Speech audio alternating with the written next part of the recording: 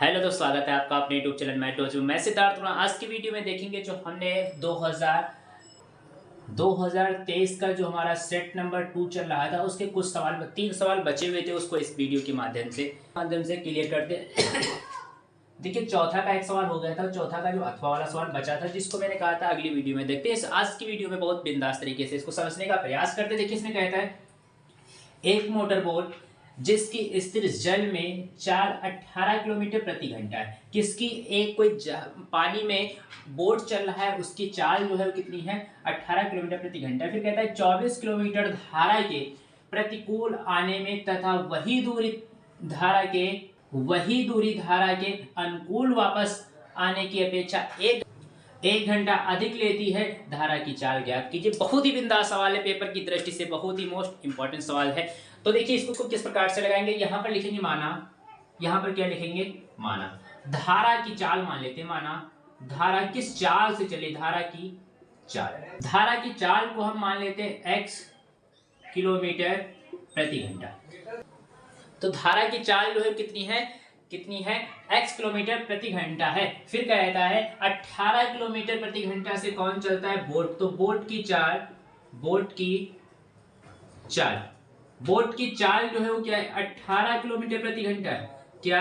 18 kilometre प्रति घंटा है। इतनी बात आप लोग समझ गए होंगे। फिर देखिए, इसमें क्या कहता है? 24 किलोमीटर की दूरी।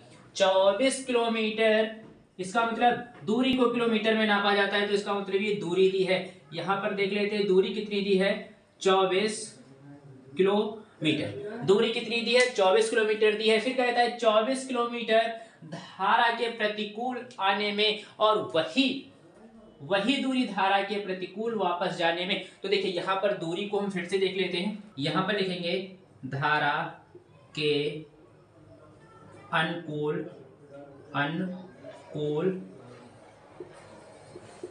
बोट की चाल।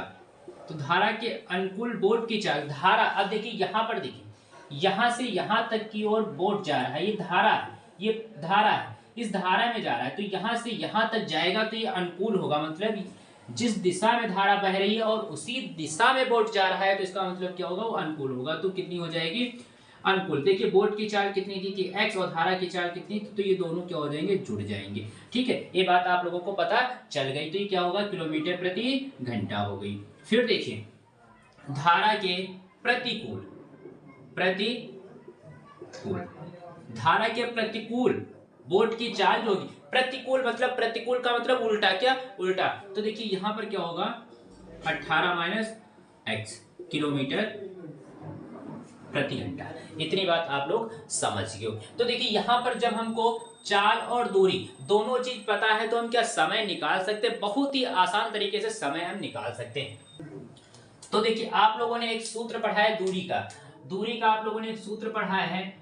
यहां पर देख लेते हैं, समय बराबर दूरी बटे चाल। समय निकालने के लिए आप लोगों ने एक सूत्र पढ़ा है, तो इसको देखते हैं। देखिए, यहां पर तो हम क्या लिखें? यहां पर लिखेंगे धारा के अनुकूल 24 किलोमीटर चलने में लगा समय। तो देखिए, समय दूरी बटे चाल। तो दूरी कितनी दी है? 24 दी है। तो देखिए, दूरी कितनी दी है? 24 दी है। और देखिए, चाल अनुकूल कहता है, तो अनुकूल की चाल कितनी है? 18 प्लस x। इतनी बात आपको समझ में आ गई। के प्रतिकूल,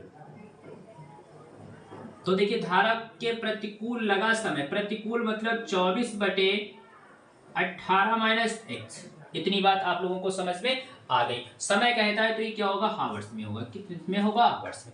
फिर कहता है, देखिए, क्वेश्चन कहता है कि वही उसी धारा को प्रतिकूल जब जाता है जाने में तथा वही दूरी को जब धारा के अनुकूल वापस आने की अपेक्षा 1 घंटा अधिक लेता है। कौन अधिक लेता है? जैसे यहां पर हम समझने का प्रयास करें कि यहां से बोट यहां तक जाता है, तो क्या है? यहां तक जाता है, फिर जब भी प्रतिकूल वापस आता है तो मतलब जाने में अगर उसने 2 घंटे लिए हैं तो आने में वो 1 घंटा लेता है। तो इसका मतलब कहता है प्रतिकूल से अनुकूल आने में उसको जो है 1 घंटा ज़्यादा लगा। तो देखिए यहाँ पर प्रश्नानुसार हम इसको किस प्रकार से लिखेंगे, देखिए अनुकूल, तो यहाँ पर लिखेंगे 24/18 प्लस x, इसमें क्या करें हम 1 जोड़ दें। ये अनुकूल धारा जो है वो किसके बराबर होगी, प्रतिकूल की, मतलब 24/18 माइनस x। इतनी बात आप लोग समझ गए होंगे। अब इसका हर बराबर कर लेते हो, तो देखिए यहां पर 18 प्लस x से गुणा करते हैं 1 मान करके, और यहां पर गुणे का निशान लगा करके 18 प्लस x करते हैं। अब इसको हर बराबर कर लेते हो, तो देखते हैं, तो देखिए 24 हर बराबर होगा तो अंश को जोड़ लेते हैं, तो 24, अब 1 की गुणा करेंगे 18 से तो 18 रहेगी, फिर 1 की गुणा x से करेंगे तो x रहेगा, बटे कितना हो जाएगा 18 प्लस बराबर। अब इधर का बराबर में जो था वो कितना था, 24/18 माइनस x। इतनी बात आप लोग समझ गए। अब देखिए क्या करें, क्रॉस मल्टीप्लाई कर दें, तो क्रॉस मल्टीप्लाई करेंगे तो देखिए 24 और 18 कितना हो जाएगा 42, कितना हो जाएगा 42। अब देखते हैं, थोड़ा इधर देखते हैं। अब देखिए यहाँ पर 24 और 18 को जोड़ेंगे तो कितना हो जाएगा 42 प्लस x, और इसकी गुणा किससे करेंगे हम 18 माइनस एक्स से, किससे 18 माइनस एक्स से, फिर इसकी और इसकी गुणा करेंगे तो कितना हो जाएगा बराबर 24 और 18 प्लस एक्स। अब देखते हैं, इसको समझते हैं। देखिए 42 के और 18 की गुणा करेंगे तो कितना होगा 756, कितना होगा 756, फिर 42 माइनस का 42x, और इसकी गुणा करेंगे तो कितना हो जाएगा 18x plus minus minus x square बराबर 24 और 18 की गुणा करेंगे तो हमारा कितना होता है 432, फिर प्लस इसकी गुणा करेंगे तो कितना हो जाएगा 24x। पक्षांतर कर ले, तो देखिए पक्षांतर करेंगे तो कितना हमारा होगा 756, इसको अभी इसी प्रकार, और इस सभी संख्याओं को जैसे लिखी है उसी प्रकार से लिख लेते हैं। ये प्लस में इधर आएगी तो माइनस में हो जाएगी, 432 माइनस 224x। इतनी बात आप लोगों के समझ में आ गई होगी। अब देखिए सबसे पहले एक्स स्क्वायर को लिख लीजिए, फिर देखिए 42 और 24 कितना हो जाएगा माइनस का 66, माइनस के 66 और 66 से 18 जाएगा तो हमारा कितना बचेगा 48 बचेगा, कितना बचेगा 48 माइनस का 48। अब देखिए 756 से 442 जाएगा तो कितना बचेगा प्लस 324 बराबर 0। अब इस माइनस को कॉमन ले ले, माइनस से गुणा कर दे, तो जो संख्या प्लस क्यू माइनस क्यू हो जाएगी, जो माइनस क्यू प्लस क्यू हो जाएगी, माइनस 324। अब घटाने पर कितना है 48, और देखिए तो वहां समीकरण बन गया, तो इसको हल कर लेते हैं, तो घटाने पर कितना है 48 है और गुणा करने पर 324 है। तो देखिए इसको क्या किस प्रकार से लगाएंगे, एक्स स्क्वायर प्लस इसको, तो देखिए इसको हम लिख सकते हैं 54 माइनस 6x माइनस 324 बराबर 0। तो देखिए एक्स स्क्वायर प्लस एक्स की 54 से गुणा करेंगे तो 54x plus minus minus 6x minus 324 बराबर 0। इतनी बात आप लोग समझ गए होंगे। तो देखिए अब देखिए 4 संख्याएं बन गई, तो क्या करें कॉमन ले लें, तो इसमें कॉमन क्या मिल रहा है x कॉमन मिल रहा है, तो x प्लस 54 हो जाएगा, और यहाँ पर माइनस का 6 कॉमन ले लें तो x प्लस 54 हो जाएगा बराबर 0। जो ब्रैकेट सेम है उनको क्या करें एक ब्रैकेट में कर लें, तो x प्लस 54 और एक ब्रैकेट में x माइनस 54 बराबर 0। इतनी बात आप लोगों के समझ में आ गई। फिर क्या होगा, जब इस ब्रैकेट को इसके बराबर 0 रखेंगे तो हमारा क्या प्राप्त होगा, x प्लस 54 बराबर 0, इसका पक्षांतर करें तो x बराबर माइनस का 54, एक मान हमारा ये निकलेगा। फिर x माइनस 6 बराबर 0 रखें, इसका पक्षांतर करें तो x का मान कितना आएगा 6 आएगा। इतनी बात आप लोग समझ चुके होगी। तो देखिए यहाँ पर x का मान कितना निकल के आया, 2 मान निकल के आए, एक माइनस का 54 निकल के आया और एक प्लस का 6 निकल के आया। तो देखिए यहाँ पर धारा की चाल को हमने क्या माना था x माना था, क्या माना था x माना था। तो इसका मतलब x का मान जो माइनस में आया तो इसको हम क्या मानेंगे नगण्य, इसका मान हम कुछ नहीं रखेंगे क्योंकि ये बिल्कुल 0 के बराबर है, क्योंकि कोई भी चाल माइनस में नहीं हो सकती, तो माइनस वाला मान को छोड़ देंगे तो x का मान हमारा कितना निकला है 6 किलोमीटर प्रति घंटा। इसका मतलब धारा की चाल जो थी वो कितनी थी 6 किलोमीटर प्रति घंटा थी। देखिए बहुत बिंदास तरीके से इसको हमने बताया है, आप लोग इसका स्क्रीनशॉट ले लीजिए। अब देखते हैं क्वेश्चन नंबर जो 5 क्वेश्चन देखते हैं, बहुत भी बिंदास सवाल है, उसको भी। अगला सवाल जो इसमें कहता है 5 नंबर को कहता है कि एक अर्धगोला और एक लंबवृत्तीय शंकु के समतल आधारों को जोड़कर एक ठोस निर्मित किया जाता है। इसका कहने का मतलब ये है कि एक अर्धगोला है, क्या एक अर्धगोला है और अर्धगोले पर एक शंकु बनाया जाता है, क्या एक शंकु बनाया जाता है।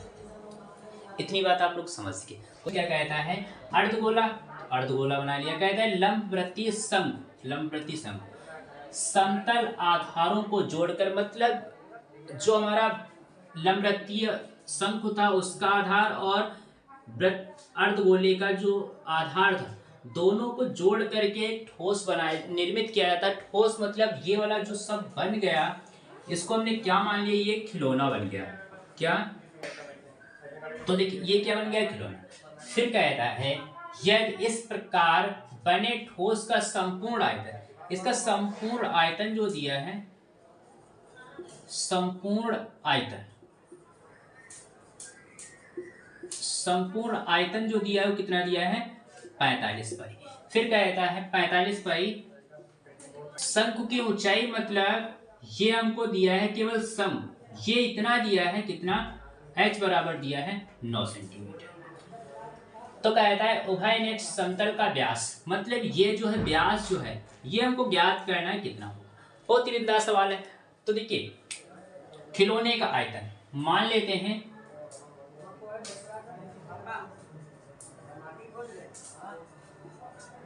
खिलौना का आयतन, खिलौना का आयतन जो है वो किससे बना है, अर्धगोला और शंकु से। तो देखिए यहां पर लिखेंगे शंकु का आयतन, शंकु का आयतन प्लस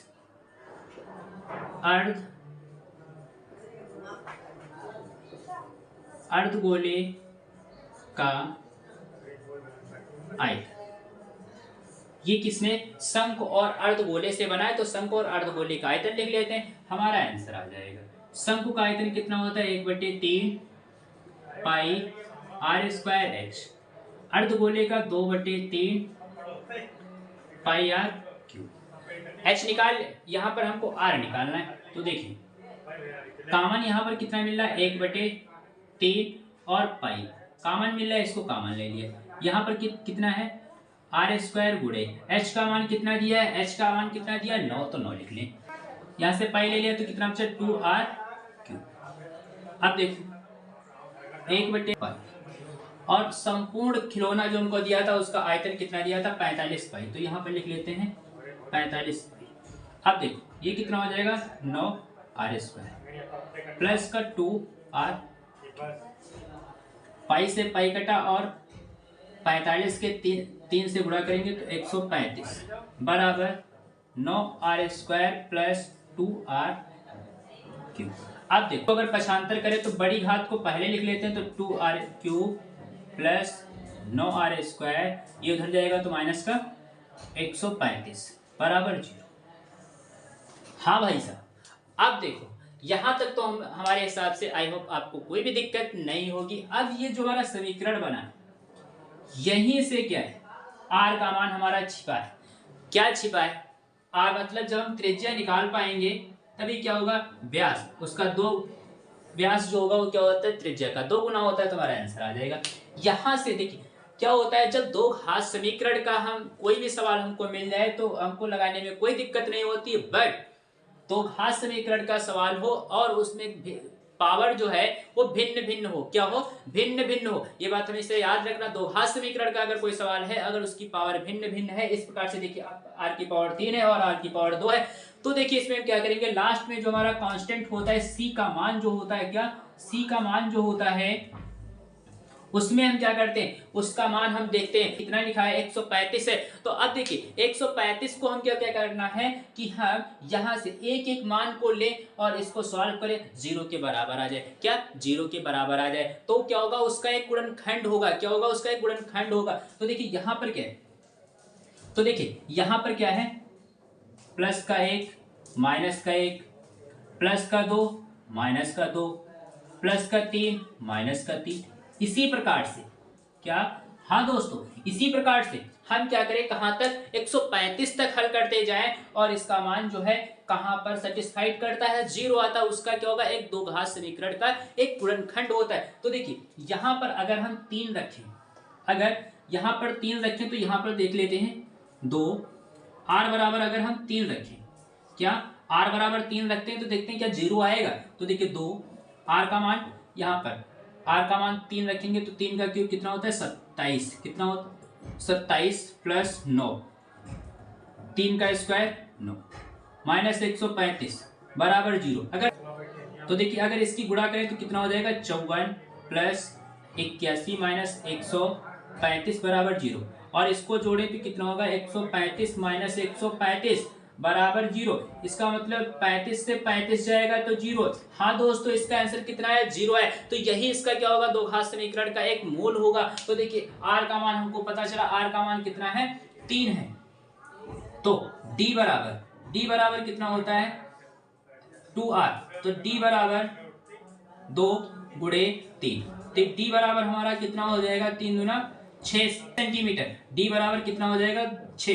तो इसका मतलब उभयनिष्ठ व्यास जो हमारा निकल के आया वो कितना निकल के आया 6 सेंटीमीटर निकल के। हाँ दोस्तों, बहुत ही सवाल सरल था, इसका आप लोग स्क्रीनशॉट ले लीजिए, बहुत ही बिंदास तरीके से बताया। अब क्वेश्चन नंबर देखते हैं, इसका जो अथवा वाला है उसको देखते हैं। अब देखिए जो इसका लास्ट क्वेश्चन है, बहुत बिंदास सवाल है, देखते हैं इसको किस प्रकार से लगेगा। क्योंकि 5वीं का अथवा इसमें देखिए कहता है कि 3 मीटर व्यास का एक कुआं है, फिर कहता है 14 मीटर की गहराई तक खोदा जाता है, ठीक है। इससे निकली हुई मिट्टी को कुएं के चारों ओर 4 मीटर चौड़ी एक वृत्ताकार वलय बनाते हुए समान रूप से फैलाकर एक वृत्ताकार का बांध बनाया जाता है। तो बांध जो बनाया जाता है तो उसकी ऊंचाई क्या होगी। तो देखिए यहां पर हम सबसे पहले क्या करते हैं, जो इसमें दिया है व्यास, तो कुएं का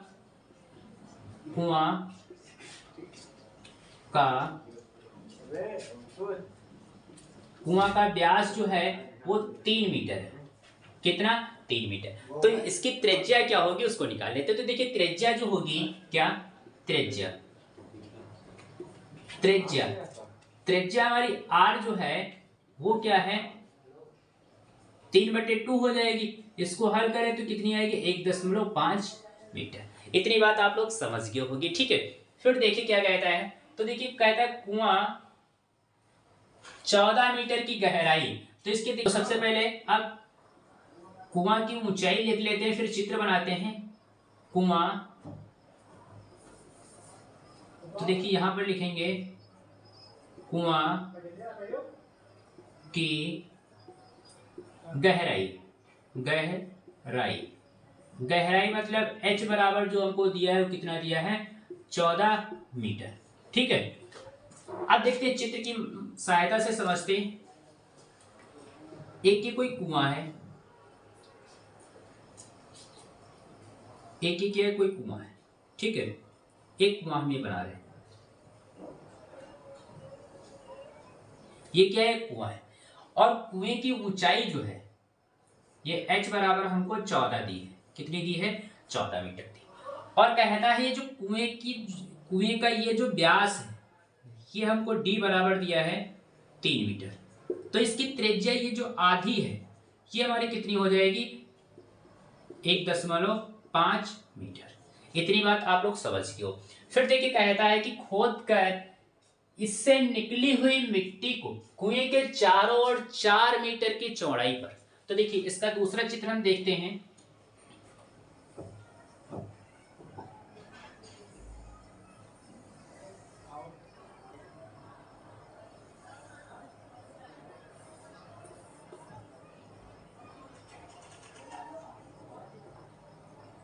इसका दूसरा चित्र हम देखते हैं।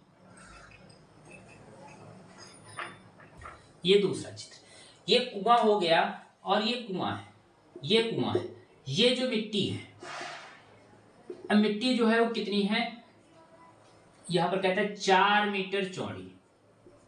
कितनी? 4 मीटर चौड़ी। अब देखिए यहां पर जो कुआं है, कुआं की त्रिज्या को हम r1 मानते हैं, ठीक है। तो देखिए यहां पर क्या है, ये कुआं था तो पहले की त्रिज्या को हम r1 मानते हैं, और ये जो है, ये जो दूसरा होगा ये हमारा क्या होगा, ये हमारा r2 है, ठीक है। ये हमारी क्या है, त्रिज्या, ठीक है। अब जो है वो हमने मान लिया कुएं की त्रिज्या, क्योंकि कुआं हमने पहले दिया था तो इसको हम मान लेते हैं ये क्या है, कुआं है, ये क्या है, कुआं है। अब एक चीज याद रखें, इतनी बात हमारे समझ में आ गई। अब देखिए ये 4 मीटर क्या है, चौड़ाई मिट्टी दी है जो कुएं के चारों तरफ, ये जो है कुएं के चारों तरफ खोद करके इसकी जो मिट्टी निकाली गई, ये 4 मीटर चौड़ी जो है उस कुएं के चारों तरफ जो है इसको इकट्ठा किया गया है। अब देखिए इतनी बात आप लोग समझ गए, और यहीं पर एक चीज और हम देख लेते हैं, ये हमारी क्या है, कुएं की ऊंचाई ज्ञात करें।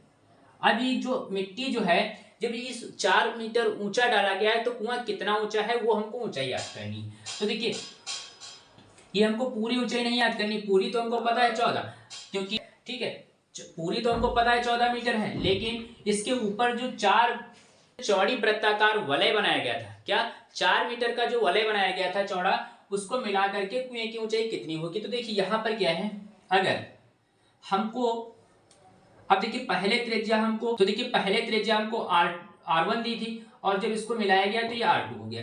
तो इसकी देखिए त्रिज्या जो हमारी होगी वो r2 माइनस r1 से अगर घटा दें तो हमको 4 मीटर चौड़ी जो है ये जो मिट्टी डाली गई वो प्राप्त हो जाएगी। तो देखिए यहाँ पर क्या होगा, दूसरी वाली त्रिज्या से पहली वाली त्रिज्या को घटा दें तो देखिए r2 से r1 को घटा दें तो हमको कितना प्राप्त हो जाएगा, 4, क्योंकि 4 मीटर ही चौड़ा जो है हमने वृत्ताकार एक वलय बनाया है। तो देखिए यहाँ से अगर r2 का मान निकालें, अगर उसको भेज दें तो r2 की जगह पर हम क्या लिख सकते हैं, 4 प्लस r1। इतनी बात आप लोगों को समझ में आ गई। अब देखिए यहाँ पर अब कुएं की गहराई जो दी है, और कुआं जो है हमको देखने में कैसा लग रहा है, बेलन के आकार का दिख रहा है। किससे दिख रहा है, बेलन के आकार। तो देखिए यहाँ पर हम कुएं का आयतन निकाल लेते हैं। तो देखिए यहाँ पर कुएं का आयतन, कुएं का जो आयतन है वो क्या होगा, बेलन के आयतन के बराबर होगा, क्योंकि बेलन के आकार का ही कुआं है। तो बेलन का आयतन, अब देखिए बेलन का आयतन क्या होता है, पाई आर स्क्वायर एच। क्या होता है, पाई आर स्क्वायर एच। तो देखिए का मान 22/7, और r का मान या तो हम 1.3 रखें या 3/2 रख सकते हैं। तो 3/2 रखें तो देखिए 3/2, और h का मान कितना है, 14। 7 एकम 7, 7 दूनी 14, 2 एकम 2, 2 एकम 2 एकम 2, 3 3 9, और 9 की 11 से गुणा करेंगे तो कितना होगा, 99। आयतन है तो क्या होगा, सेंटीमीटर क्यूब होगा। इतनी बात आप लोग समझ गए, सेंटीमीटर क्यूब आ गया। अब देखिए हमारा क्या हुआ, आयतन क्या हुआ, कुएं का आयतन। इतनी बात आप लोगों को समझने में कोई भी दिक्कत नहीं है। अब देखते हैं इसका अगला प्रोसेस जो है उसको समझते हैं। अब देखिए जब मिट्टी को खोद करके एक वलयकार बनाया गया था तो इसका हम क्या करें, इसका भी आयतन निकालें। तो यहाँ पर लिखेंगे वृत्ताकार वलय का,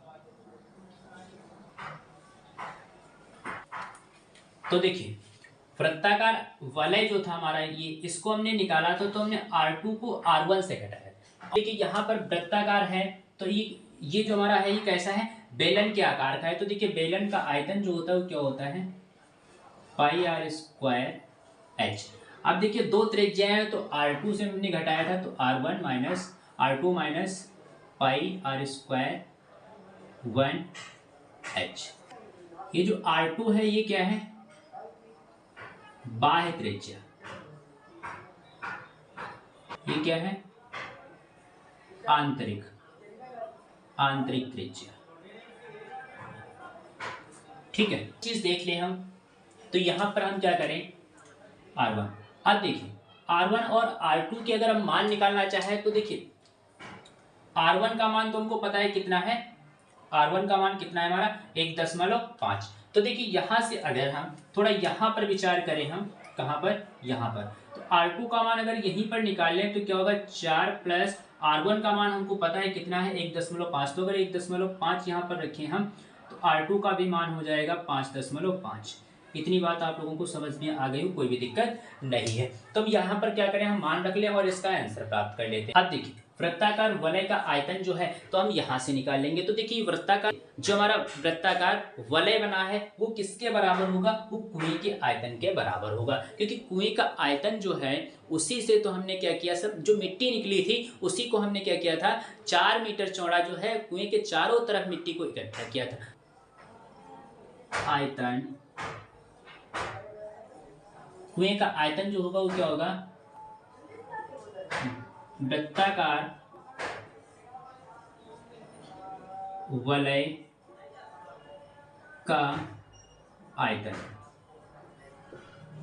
ये दोनों क्या होंगे, बराबर होंगे। देखिए अब बराबर है तो इसको हम किस प्रकार से सॉल्व करेंगे। कुएं का आयतन जो हमने निकाला था वो कितना था 99। इसमें जो कॉमन मिल रहा है वो कौन सा था, पाई और एच कॉमन था। तो यहाँ पर क्या बचेगा R2 माइनस R2 का स्क्वायर माइनस R1 का स्क्वायर। पाई और एच को इसी प्रकार से लिखा रहने थे। R1 का मान, R2 का मान कितना है 5.5, तो यहाँ पर लिखेंगे 5.5 का स्क्वायर माइनस R1 का मान जो है वो कितना है 1.5, कितना है 1.5 का स्क्वायर। अब देखिए एक चीज अगर हम गौर से देखें तो देखिए पाई एच और यहाँ पर ये प्लस ये माइनस है और दोनों पर स्क्वायर लगा और बीच में माइनस। तो एक सूत्र हमको a माइनस बी का होल स्क्वायर, इसको हम किस प्रकार से लिखते हैं, तो ए स्क्वायर माइनस बी स्क्वायर जो होता है इसको हम किस प्रकार से लिखते हैं, a प्लस बी और a माइनस बी, तो इस रूप में इसको लिखें तो ये हमारा क्या हो जाएगा, एक में हो जाएगा 5.5 प्लस 1.5 और एक में हो जाएगा 5.5 माइनस 1.5। तो देखिए यहाँ पर 99 लिखे और पाई एच 5.5 और इसमें 1.5 जोड़े तो कितना हो जाएगा 7, कितना हो जाएगा 7 गुणे 5 से 1.1 जाएगा तो कितना बचेगा 4।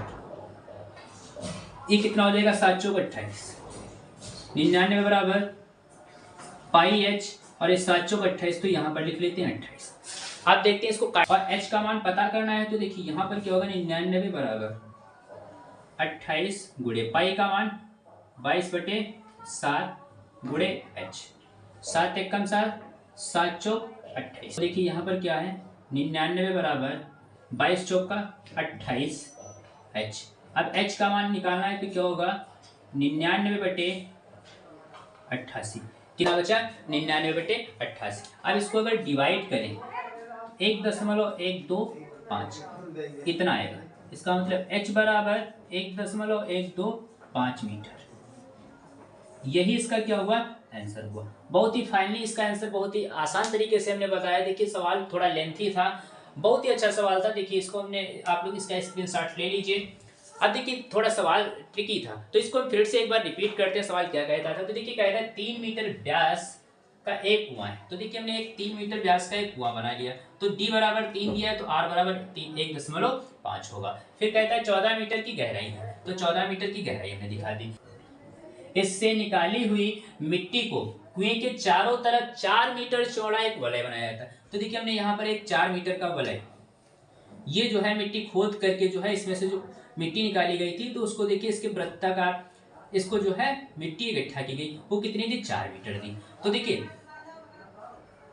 जो हमारा कुआं था इसकी त्रिज्या पहले से r1 थी और जब इसको जब घुमा करके बनाया गया तो एक त्रिज्या और हमको प्राप्त हुई, कौन सी प्राप्त हुई r2।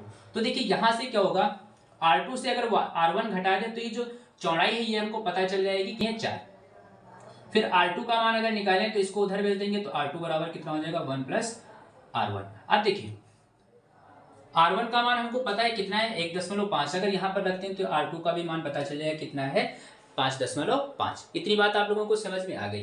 फिर देखिए कुआं जो है वो हमको किस प्रकार का दिख रहा है, एक बेलन के आकार का दिख रहा है। तो देखिए कुआं का आयतन जो है क्या होगा बेलन के बराबर होगा। तो बेलन का आयतन क्या होता है पाई r² h होता है। तो देखिए पाई का मान हमने ये रख लिया, आर का मान जो है चाहे हम 3/2 रखें या 1.5 रखें, तो हमने यहाँ पर 3.3 रख लिया क्योंकि स्क्वायर था। फिर एच का मान 14, इसको काटा तो हमने कितना है 19, काटा तो कितना है 32 है। अब देखिए फिर अगर हम इसकी बात करें तो ये जो वृत्ताकार वलय है, तो ये जो है अगर इसको हम थोड़ा ध्यान से देखें तो ये भी क्या है बेलन के आकार के। तो देखिए कुआं है, तो कुआं का आयतन जो होगा वो क्या होगा वृत्ताकार वलय के बराबर होगा। तो देखिए वृत्ताकार वलय दो चीजों से बना है, एक आंतरिक त्रिज्या, किससे, एक आंतरिक त्रिज्या और एक बाह्य त्रिज्या से। तो हम क्या करिए R2 और R1 लिख लिया। फिर इसमें कॉमन क्या मिला था, पाई और h कॉमन था, कॉमन ले लिया। कुएं का आयतन हमने निकाला था कितना था 99 था। यहाँ पर R1 का मान रखा 5, R2 का मान रखा 5.5, R1 का मान रखा 1.5। ये क्या है a square minus B square का सूत्र था, हमने रख दिया।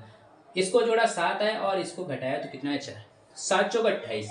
h का मान हमको निकालना था, पाई का मान 22/7, इसको काटा तो कितना होता है 4, 22 चौको 88। h का मान निकालना है तो h को यहीं पर रोक लेते, इसको अपान में भेजते तो h बराबर कितना हो 99/88। इसको डिवाइड करेंगे तो कितना आएगा 1.125 आएगा। यही हमारा क्या हुआ आंसर हुआ। देखिए बहुत ही देखिए मैंने बताया आपको कहीं पर किसी भी प्रकार की कोई भी दिक्कत नहीं होगी। आज इस वीडियो में इतना ही, फिर मिलते हैं नई वीडियो में, मिलते हैं और नई सेट के साथ मिलते हैं, 2023 का तीसरा सेट के साथ मिलते हैं। तब तक के लिए इतना ही। अगर तो आप लोग वीडियो को बिना स्किप किए पूरा वीडियो फिर से देखिए। तब तक के लिए इतना ही, धन्यवाद, थैंक यू।